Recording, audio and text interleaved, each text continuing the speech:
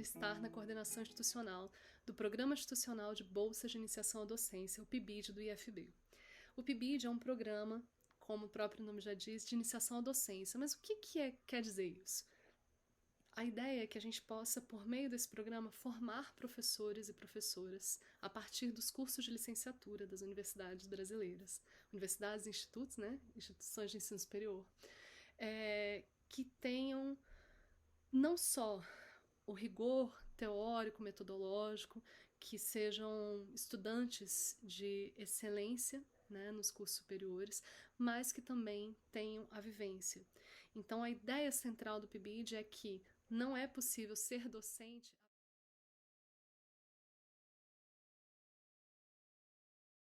Bom, se você ficou interessado ou interessada em participar do PIBID como professor supervisor ou bolsista de iniciação à docência, agora é o seu momento de brilhar.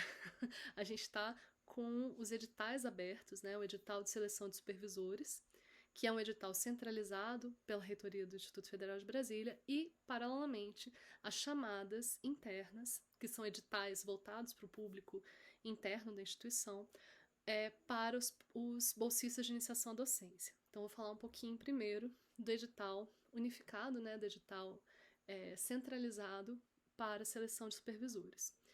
Nossa instituição tem 10 campi em atuação, em pleno funcionamento, e 2 que estão começando a ser implementados.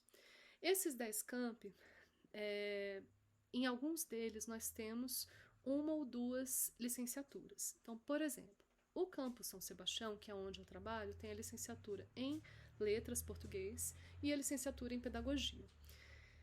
Esse campus,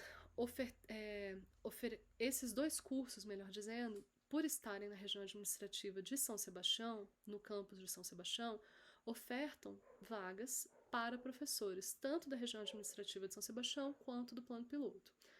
A saber, o curso de pedagogia ofertou apenas para São Sebastião, já o curso de letras ofertou São Sebastião e plano piloto.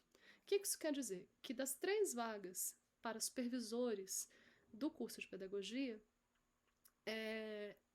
podem se candidatar para essa seleção professores que sejam professores efetivos, que estejam em regência, então não pode ser professor readaptado, que está trabalhando numa área administrativa, tem que ser um professor efetivamente em regência, não pode ser também professor aposentado, não pode ser também coordenador, né? Então tem que estar em sala de aula para poder se candidatar, ou melhor, no momento da implementação da bolsa, a partir de outubro, né, se tudo der certo desse ano, de 2024, o professor tem que estar em regência, tá?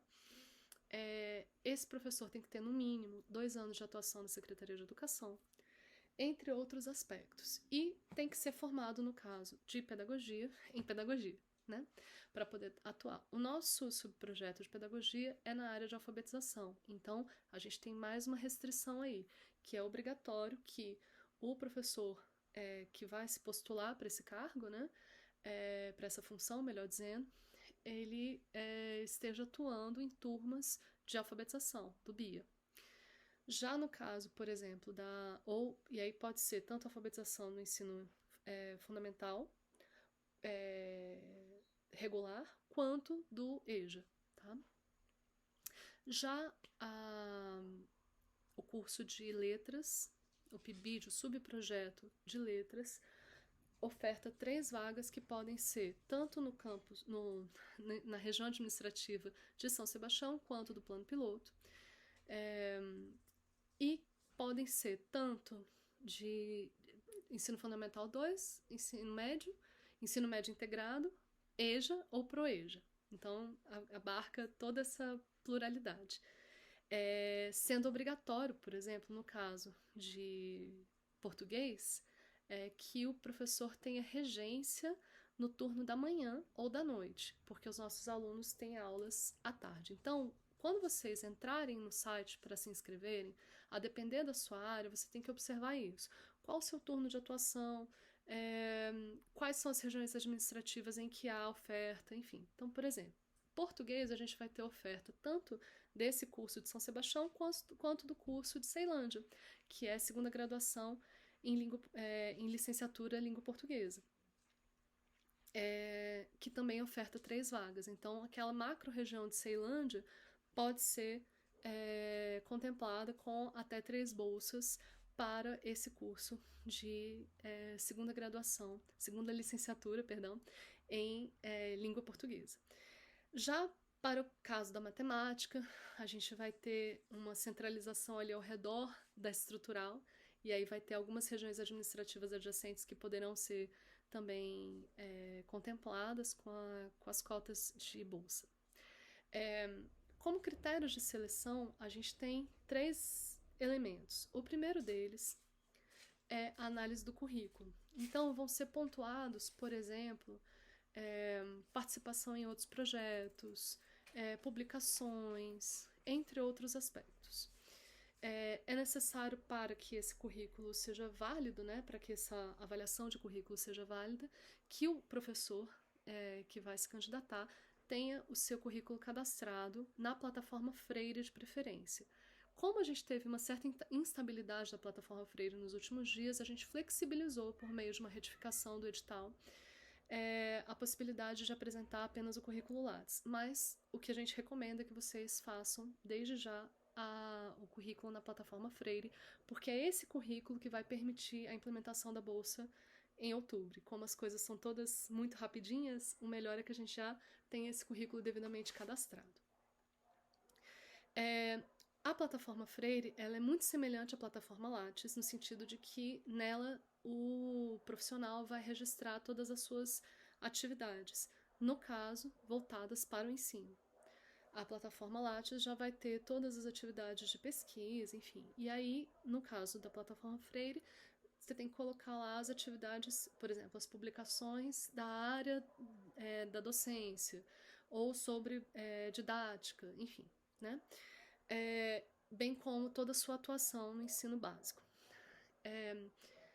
Esse currículo ele tem que vir acompanhado de um portfólio de comprovantes, no qual espera-se que cada um dos candidatos organize diplomas, certificados de participação em evento, publicações que tiverem sido feitas, por exemplo, o livro que publicou, capítulo de livro, artigo científico, todas as coisas lindas que vocês tiveram feito tem que estar ali comprovadas.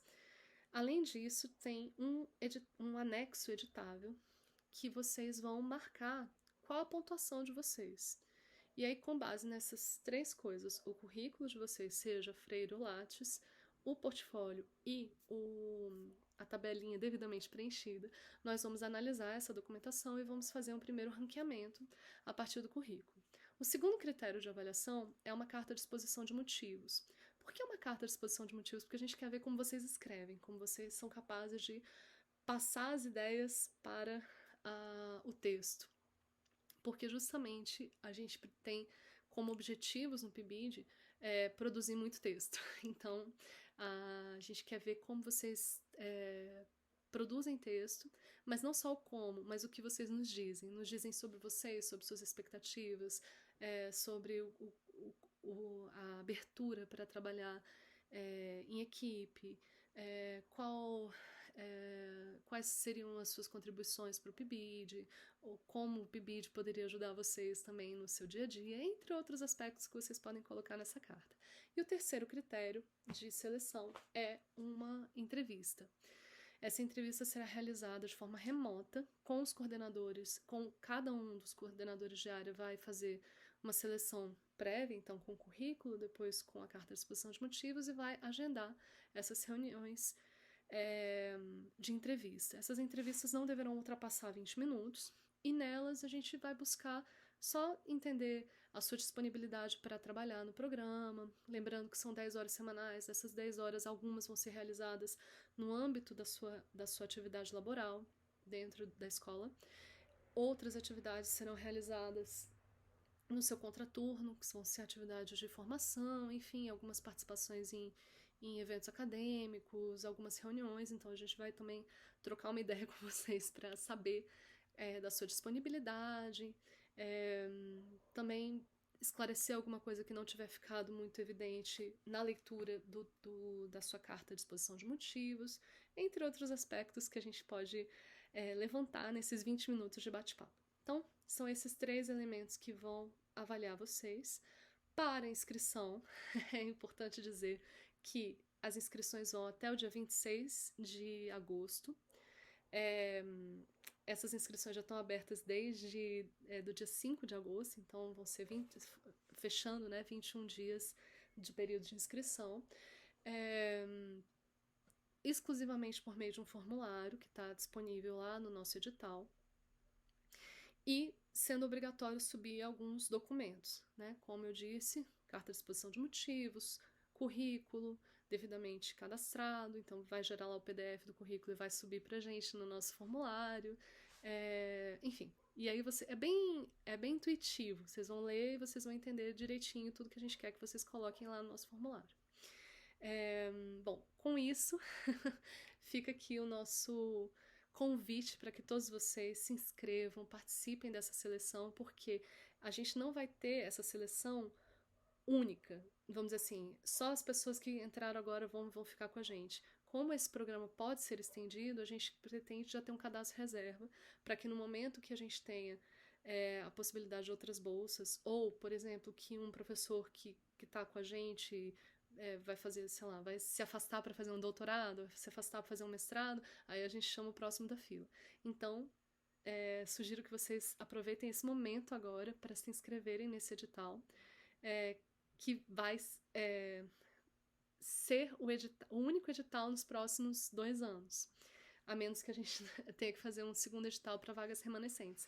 Mas o que a gente espera é que a gente consiga constituir tanto os 3 professores supervisores por área, né? São 13 áreas, como vocês vão ver, como também um cadastro reserva, que pode valer por até 4 anos, tá? Então, é isso. Aguardo todos vocês se inscreverem.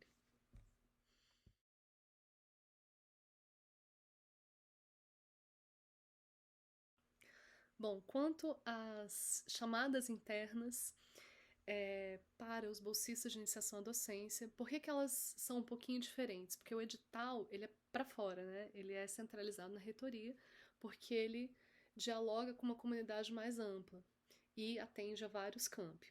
Já as chamadas internas, elas são por campus.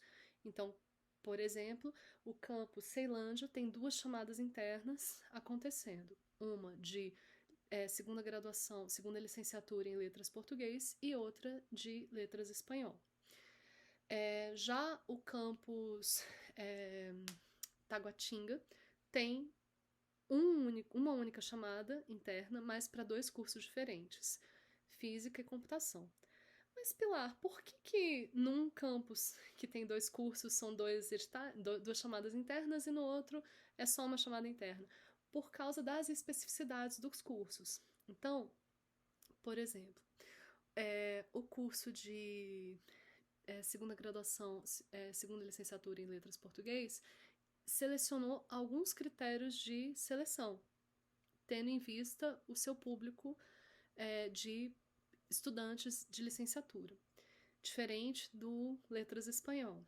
Aí, por exemplo, no campus Riacho Fundo, a gente tem 2 cursos, o curso de Geografia e o curso de Inglês. Só que o curso de Inglês também tem o EAD, então necessariamente a gente teve que fazer 2 chamadas distintas para dar conta das especificidades de cada curso. Por que eu estou falando tudo isso? Porque você, estudante do Instituto Federal de Brasília, de uma licenciatura, que quer participar do PIBID, recebendo uma bolsa bacana de R$700 por mês durante até 24 meses, sendo possível prorrogar essa bolsa por até 4 anos, né?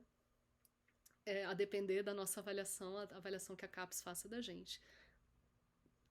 É necessário que você leia com atenção cada a sua chamada do seu curso. Então, se você está fazendo matemática, você tem que pegar a chamada de matemática, né, esse editalzinho interno, essa chamada interna de matemática, e analisar ponto por ponto quais são as demandas, o que o professor coordenador de área colocou ali como critérios de seleção, como documentos que vocês precisam entregar, etc. Via de regra, a gente pode ter 3 critérios de seleção.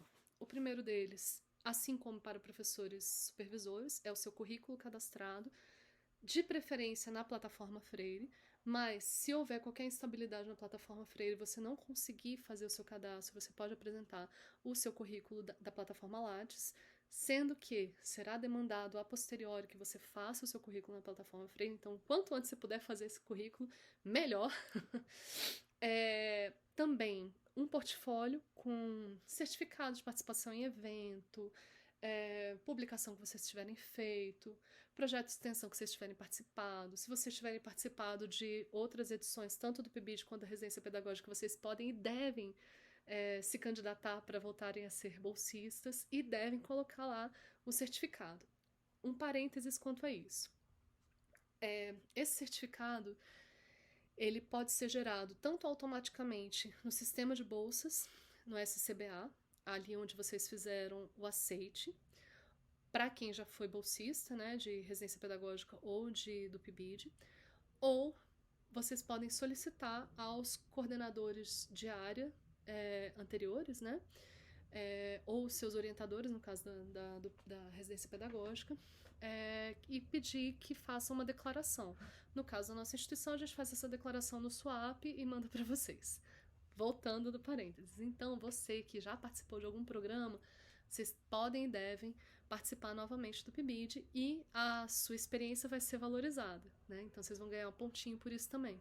Entre várias outras coisas que vocês podem colocar ali, por exemplo, experiência na docência. Então, por exemplo, no curso de dança, a gente tem vários professores em formação que já são professores na prática, né? E que já atuam, por exemplo, em estúdios de dança, enfim.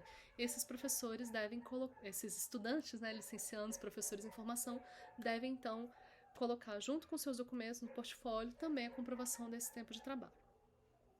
Além disso, tem também um anexo editável que vocês vão preencher com a pontuação que vocês vão ter para cada item. Então, assim, se vocês tiveram